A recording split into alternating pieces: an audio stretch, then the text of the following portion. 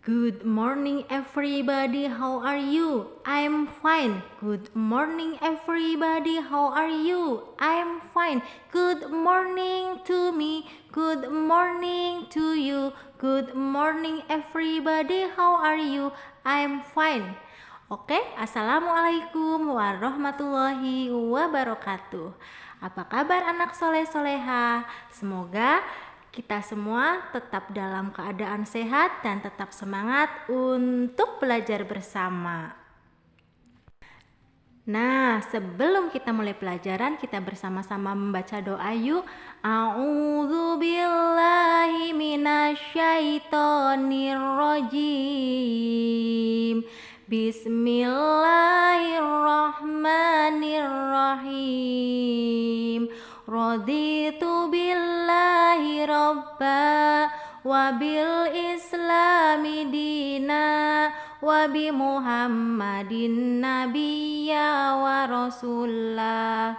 Rabbi zidni ilma warzuqni fahma.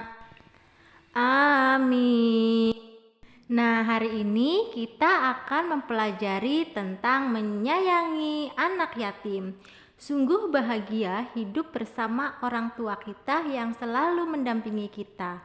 Coba kalian renungkan, di antara kita ada teman yang tidak memiliki orang tua.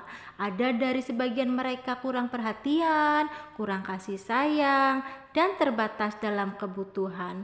Kehilangan orang tua bukan keinginan, tapi kehendak dari Allah.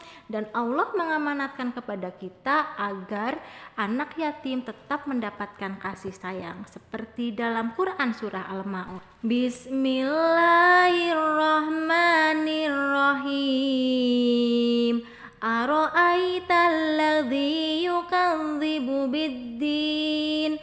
Fadzalikal ladzi yad'ul yatim wa la yahuddu ala ta'amil miskin. Fawailul lil musallin alladzina hum an sholatihim sahun alladzina hum yura'un wa yamna'unal ma'un. Shadaqallahul azim. Nah, anak-anak, setelah tadi kita melafalkan surah Al-Ma'un, kita menuju ke arti surah Al-Ma'un. Arti surah Al-Ma'un ayat yang pertama yaitu, tahukah kamu orang yang mendustakan agama? Yang kedua, itulah orang yang menghardik anak yatim. Yang ketiga, dan tidak menganjurkan memberi makan kepada orang miskin. 4. Maka celakalah bagi orang yang sholat. 5. Yaitu orang yang lalai dalam sholatnya.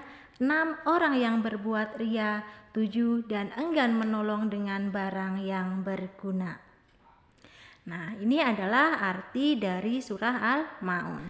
Nah, selanjutnya yaitu tentang asbabun nuzul. Adakah yang tahu sebab turunnya surah Al-Ma'un?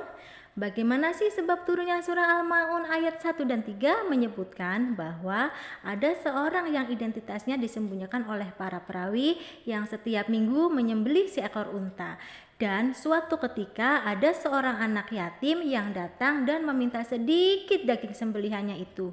Tetapi mereka malah menghardik dan mengusir anak yatim tersebut. Nah, sekarang pesan pokok yang terkandung dalam Quran surah Al-Ma'un. Pada ayat ke-1, Allah menanyakan kepada Nabi Muhammad, apakah engkau tahu orang-orang yang mendustakan agama? Meskipun pertanyaan ditujukan kepada Nabi Muhammad, tetapi pemahaman bahwa kita harus merenungi pertanyaan tersebut. Pertanyaan itu memberi isyarat supaya kita memperhatikan atas jawaban tersebut.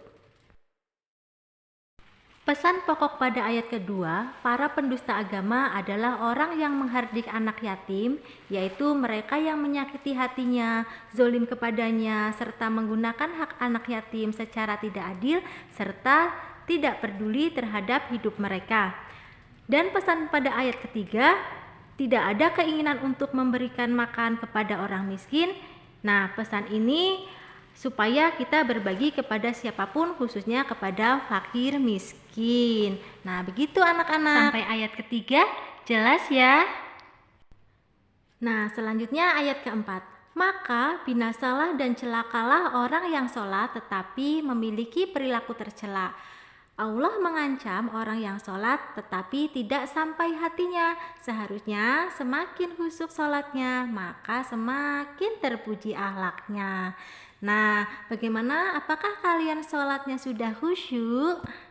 Jadi dalam ayat keempat ini berpesan bahwa pada saat kita sholat, jiwa dan hati kita harus hadir atau tertuju kepada Allah.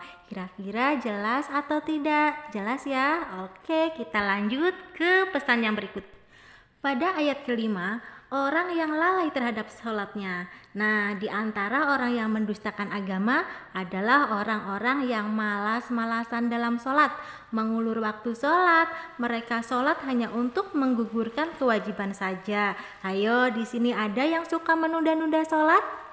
Mudah-mudahan tidak ada ya. Dan pesan dari ayat ini adalah untuk melaksanakan sholat tepat waktu, tidak menunda-nunda waktu sholat. Baiklah, kita melanjutkan kepada pesan ayat berikutnya.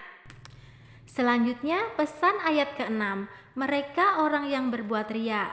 Nah, jadi riya itu orang yang melakukan ibadah tapi bukan semata-mata karena Allah. Mereka beribadah dan sholat hanya untuk ingin mendapatkan pujian dari orang lain.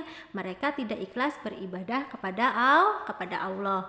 Dan pesan yang ketujuh yaitu mereka yang enggan memberikan bantuan kepada sesama, walaupun hanya sekedar meminjamkan barang kepada orang lain. Nah, sampai sini jelas atau tidak? Jelas ya? Oke, kalau jelas nanti akan ada pertanyaan. Coba siapa yang tahu pesan yang terkandung dalam Quran surah Al-Ma'un ayat ke-7? Oke, pintar. Jadi surah Al-Ma'un ayat ke-7 itu berpesan bahwa kita itu harus selalu peduli kepada orang lain.